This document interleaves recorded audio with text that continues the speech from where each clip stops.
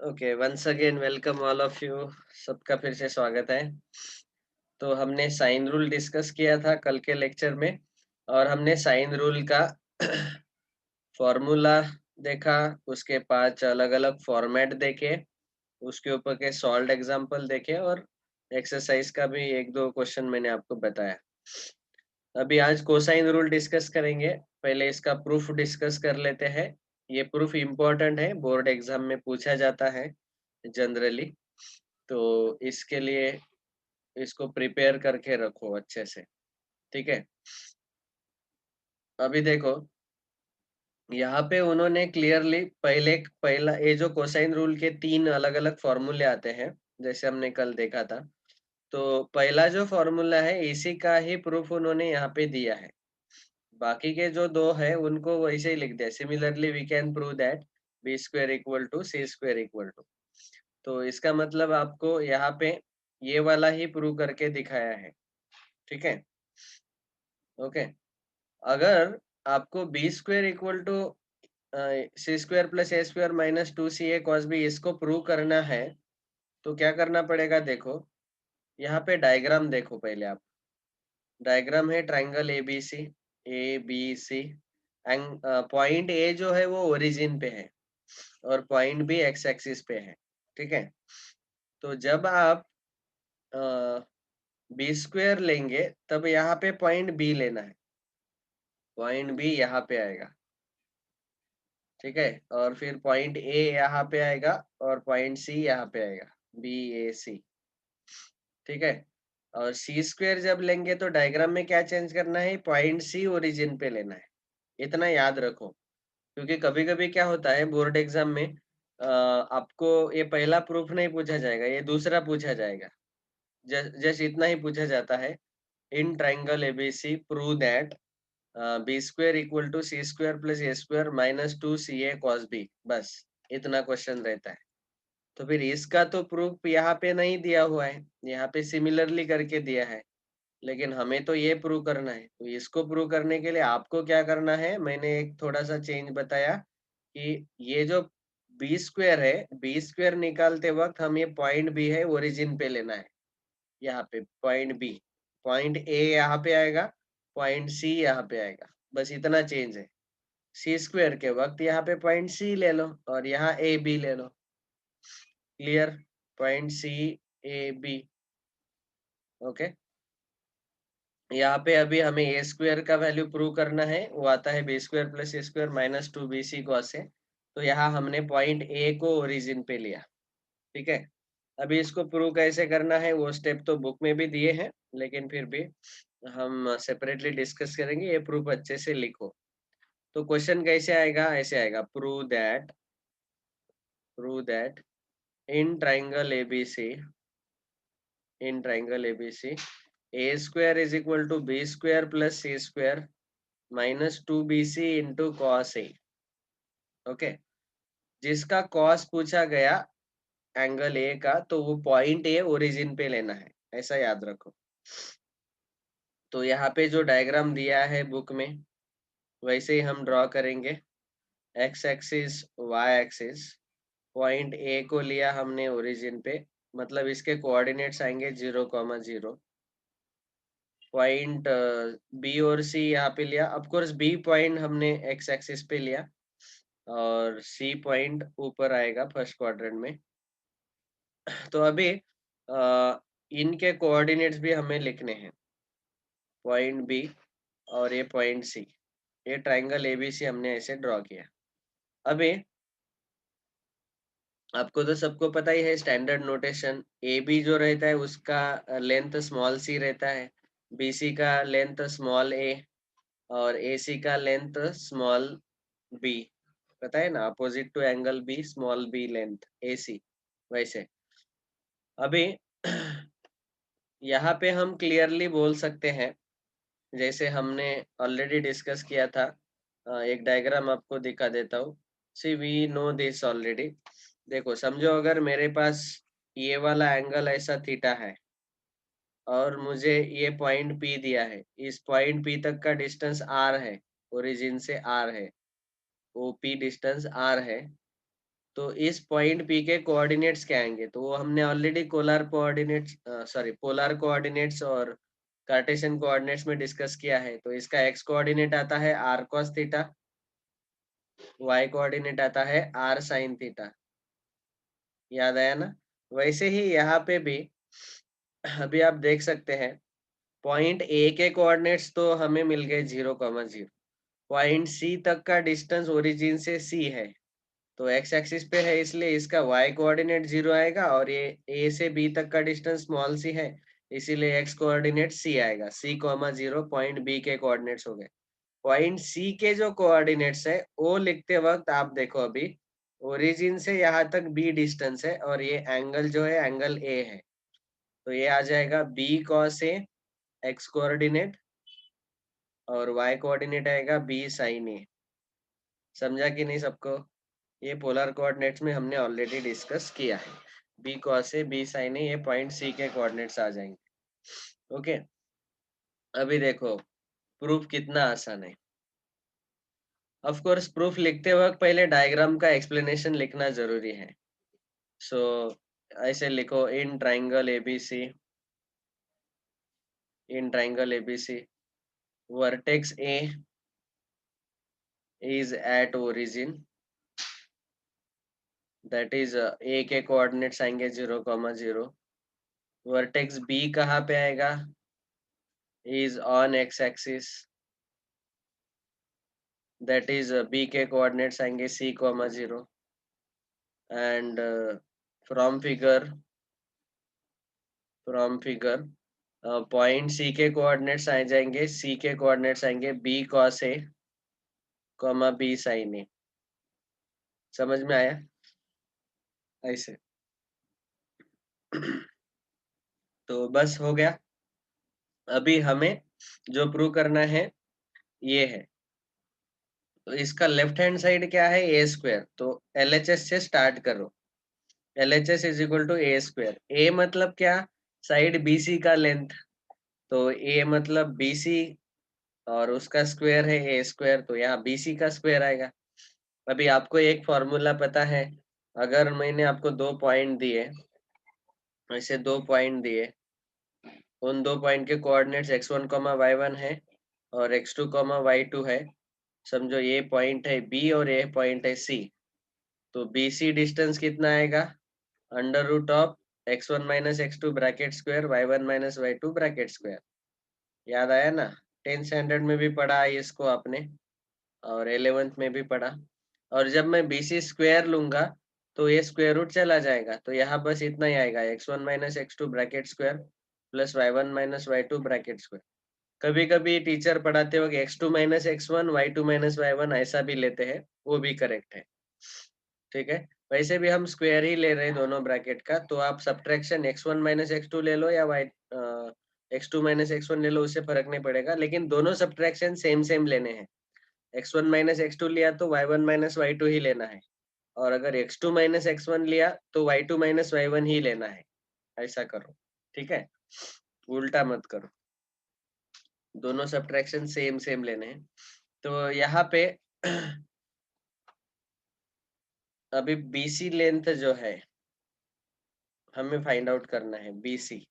BC का square है directly, तो यहाँ स्क्वायर रूट चला जाएगा, और डायरेक्टली पहला फॉर्मूला आएगा x1 minus x2 bracket square plus y1 minus y2 bracket square. तो B के कोऑर्डिनेट्स हम x1 y1 लेंगे, C के कोऑर्डिनेट्स हम x2 y2 लेंगे।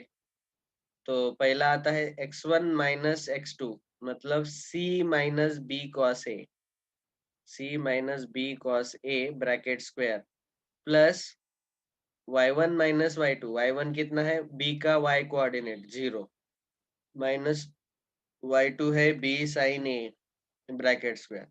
इसका होल स्क्वायर लेना है, a minus B bracket square का formula a square minus 2ab plus B square. तो यहाँ लिखो, वो पहला आएगा C square minus 2 into B C into cos A plus B square cos square A, plus यहाँ 0 माइनस बी साइन ए है ना, तो माइनस बी साइन ए ही है एक्चुअली वो, तो उसका स्क्वायर लिया तो positive B square sine square A आएगा। क्लियर? अभी ये जो दोनों टर्म है इन दोनों टर्म में से मैंने बी स्क्वायर कॉमन अगर निकाला तो यहाँ क्या आएगा देखो, सी square minus 2bc cos A plus B square common निकाला तो ब्रैकेट में बचेगा cos square A plus sine square ए, और cos square plus sine square 1 आता है, तो वहां 1 लिखा तो वो खाली बी स्क्वायर हो गया। ठीक है, so this is the answer now, C square minus 2bc cos A plus B square into 1। ये 1 कहाँ से आया, cos square plus sine square 1 रहता है।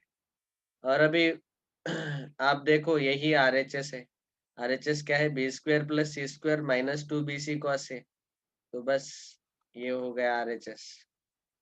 मैं थोड़ा अच्छे से लिख लो इसको, रीअरेंज करके लिख सकते हैं, अगला और एक स्टेप एक्स्ट्रा कर दो उसको। तो फाइनल स्टेप एक और स्टेप लिख लेते हैं, तो अगले स्टेप में आएगा is equal to B square plus C square minus 2bc cos A which is nothing but equal to RHS. फिर यहाँ पे लिखो हेंस प्रूव्ड, ये प्रूव हो गया। तो ये पहला फॉर्मूला हमने प्रूव किया, और ये दूसरा और तीसरा उन्होंने एक ऐसे लिख लिया।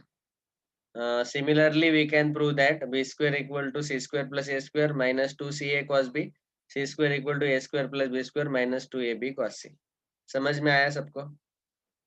हाँ, कुछ कुछ स्टूडेंट मुझे ऐसा पूछ रहे थे कि सर अगर बी स्क्वायर का प्रूफ आया तो हमने इसका ही प्रूफ लिखा और similarly we can prove that ऐसा लिखा तो चलेगा क्या?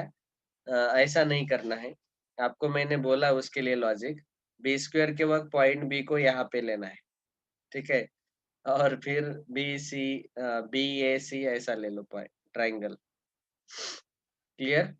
और सी स्क्वायर निकालते वक्त पॉइंट सी ओरिजिन पे ले लो यहाँ पे, ठीक है। और ऐसे ही फॉर्मूला आएगा वहां पे भी, डिस्टेंस का स्क्वायर, बस डिस्टेंस का स्क्वायर लेना है।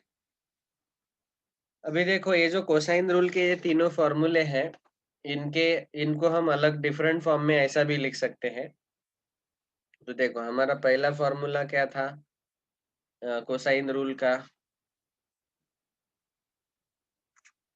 फर्स्ट फॉर्मूला है A square equal to B square plus C square minus 2bc cos A.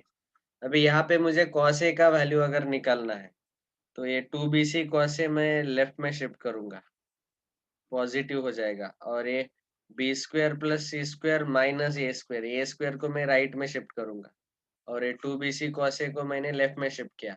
अभी मुझे कॉस ए ही चाहिए, तो 2bc को फिर से यहाँ डिवाइड कर दो, तो यह आएगा B square plus C square minus A square upon 2bc, ये आया कॉस ए का वैल्यू।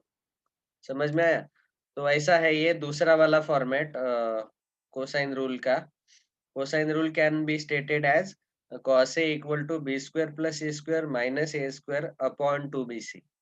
मतलब डायरेक्ट अगर आपको cos a फाइंड करना है और तीनों साइड का लेंथ दिया है, लेंथ तीनों साइड का क्या रहेगा, A B C, small A B C, small A side B C का length, small B side A C का लेंथ, और small C side A B का लेंथ, क्लियर। तीनों साइड का अगर लेंथ दिया है और कॉस ए फाइंड करना है तो ऐसे आप डायरेक्टली फाइंड कर सकते हैं। तो ये एक हिंट है आपके लिए कि अगर आपको तीनों साइड का लेंथ दिया है और एंगल पूछे गए तो कोसाइन रूल यूज करने का, क्योंकि यहाँ डायरेक्टली हमें cos A cos B cos सी के डायरेक्ट फॉर्मूले मिल जाते हैं। वैसे ही दूसरा फॉर्मूला हमारा है B square is equal to A square plus C square minus 2ac cos of B. तो 2ac कॉस बी को मैं लेफ्ट में शिफ्ट करता हूँ, यहाँ आएगा A square plus C square minus B square को राइट में शिफ्ट किया, और कॉस बी का वैल्यू क्या आएगा, 2ac डिवाइड हो जाएगा A square plus C square minus B square upon 2ac। ये याद रखना है, ठीक है, यू हैव टू रिमेम्बर। इस चैप्टर में जितना आप फॉर्मूला याद रखेंगे उतना ये चैप्टर आसान है, जितना फॉर्मूला भूलेंगे उतना ये चैप्टर डिफिकल्ट है।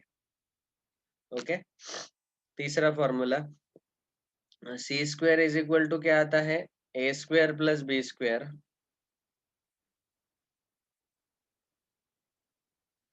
A square plus B square minus 2ab cos of C. तो 2ab cos c को मैंने अगर लेफ्ट में लिया तो यहाँ आएगा A square plus B square minus C square, C square को राइट में शिफ्ट कर दिया तो माइनस हो जाएगा, और यहाँ फिर से cos c is equal to क्या आएगा, A square plus B square minus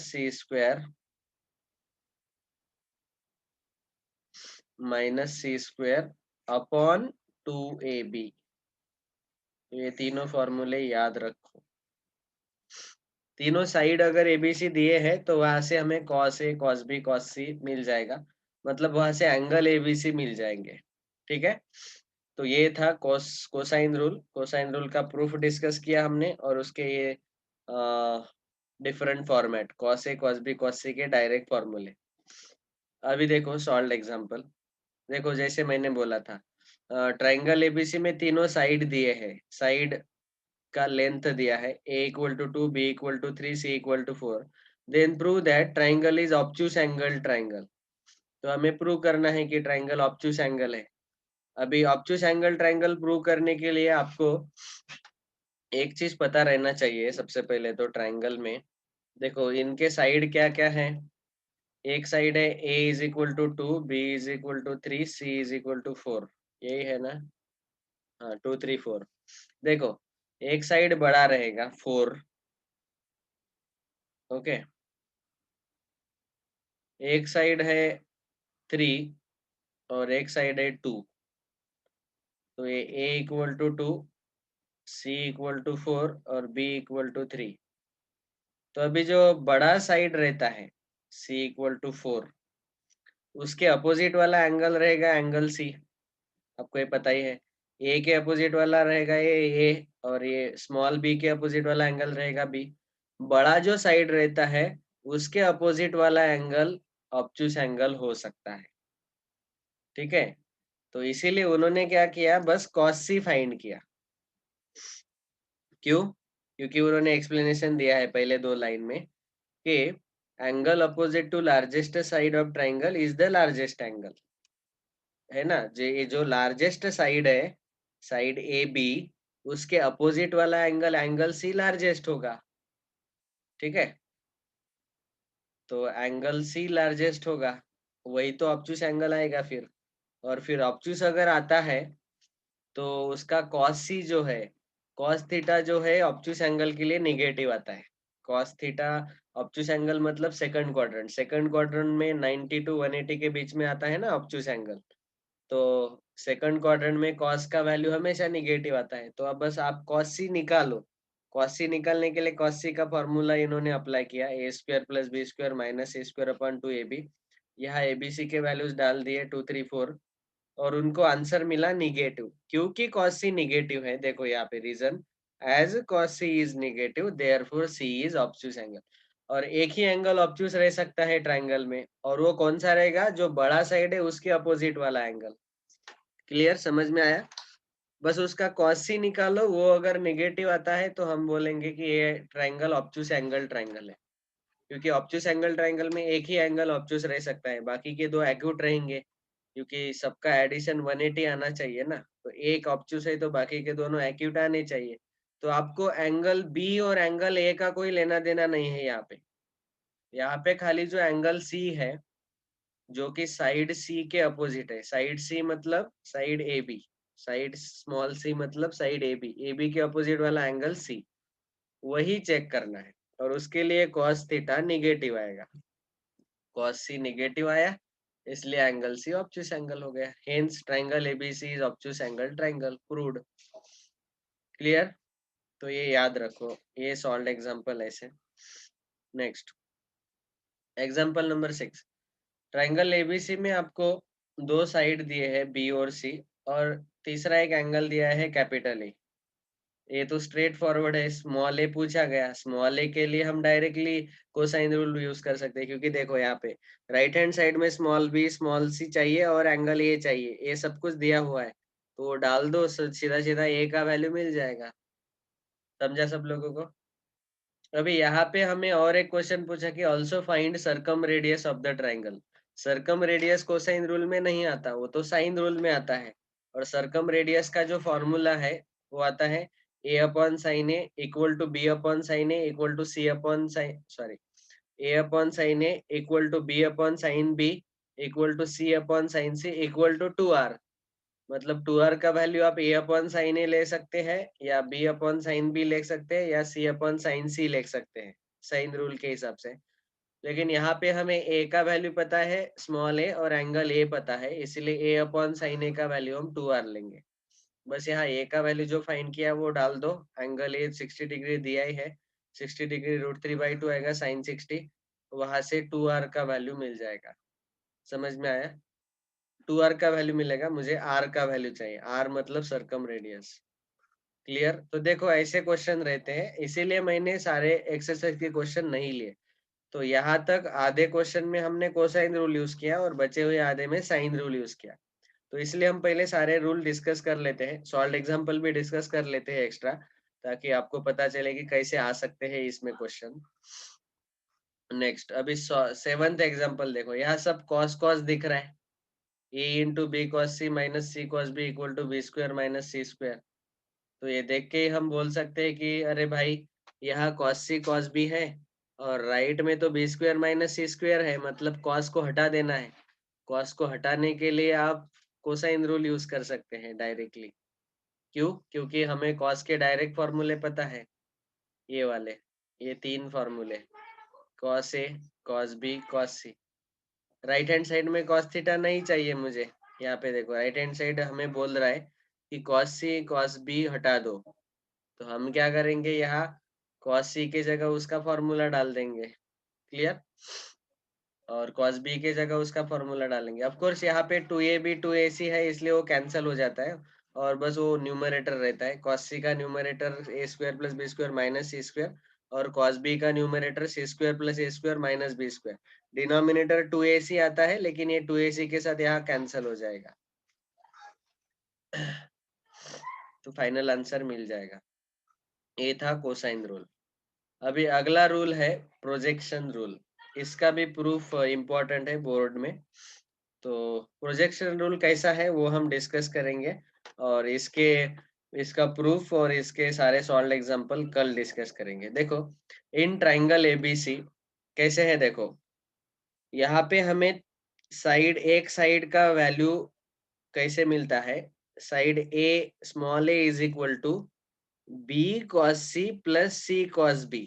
सारे यहाँ पे भी कॉस कॉस ही है, लेकिन प्रॉब्लम ऐसा है कि ए साइड ही है, या कोसाइन रूल में साइड का स्क्वायर था, कोसाइन रूल में साइड का स्क्वायर था, A square equal to B square plus C square -2 B C cos A, ऐसा। लेकिन यहाँ पे प्रोजेक्शन रूल में स्क्वायर नहीं है, ऐसा है, A is equal to B cos C plus C cos B, B is equal to C cos A plus A cos C. सारे कॉस कॉस ही है, लेते वक्त क्या कैसे लेना है, C is equal to A cos B plus B cos A. Small C जो है उसके राइट हैंड में कॉस सी कभी नहीं आता, यहाँ पे कॉस सी नहीं आएगा, मतलब कॉस बी आएगा या तो कॉस ए आएगा। कॉस बी लेते वक्त उसको स्मॉल ए के साथ ले लो, और कॉस ए को लेते वक्त उसको स्मॉल बी के साथ ले लो। ऐसा याद रखना बहुत आसान है। स्मॉल ए है, उसके राइट हैंड साइड में कभी भी कॉस ए नहीं आएगा, या तो कॉस बी आएगा या कॉस सी आएगा, दोनों आएंगे। कॉस बी को स्मॉल सी के साथ लेना है, और कॉस सी को स्मॉल बी के साथ प्रोडक्ट लेना है, और बीच में प्लस साइन। याद रहेगा अभी formula, small A is equal to B cos C plus C cos B, small B is equal to C cos A plus A cos C, small C is equal to A cos B plus B cos A. ये है projection rule. अभी इसका proof और detail में discussion अगले lecture में लेंगे। Thank you all very much.